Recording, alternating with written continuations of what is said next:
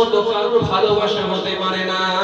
এজন্য পৃথিবীর মানুষের কাছে একটা বড় শিক্ষা, একটা মা মৃত্যুর কোলেতে পৌঁছে গিয়ে তার সন্তানকে বাঁচাবার চেষ্টা করে, নিজে না বেঁচে নিজে না বাঁচার চেষ্টা করে তার সন্তানকে কিন্তু মৃত্যুর হাত থেকে আগে বাঁচাবার চেষ্টা করে। এখানে এই জন্য মায়ের সমান আর কাউকে করা যায় না। এজন্য এখান থেকে পরিষ্কার বোঝা যায় মায়ের কদর এত বাড়ানো করা হয়েছে, মায়ের সম্মান এত বাড়িয়ে দেওয়া হয়েছে।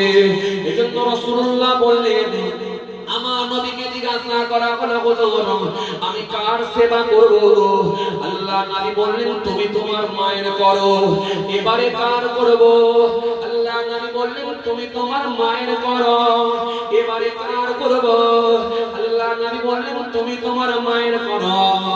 আল্লাহ নবীকে জিজ্ঞাসা করা হলো, হুজুর এবারে কার করব?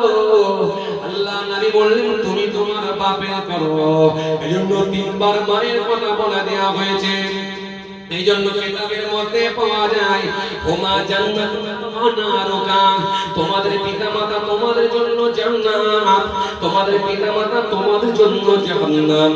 মান যারা কাবর আবওয়াইহি ওয়া হাদিহিমা ফি কুল্লি জুমআতিন গুফিরা লাহু ওয়া কুতিবা বাররা। আল্লাহ নবী বললেন, নে সন্তানটা জুমা দিবে কবরস্থানে তারে গিয়ে মায়ের কথা মনে করে চোখ দিয়ে পানি ঝরিয়ে দেয়, আর আল্লাহ দরবারে কেঁদে কেঁদে দোয়া চায়, রব্বিরহামহুমা কামা রব্বায়ানি সগীরা।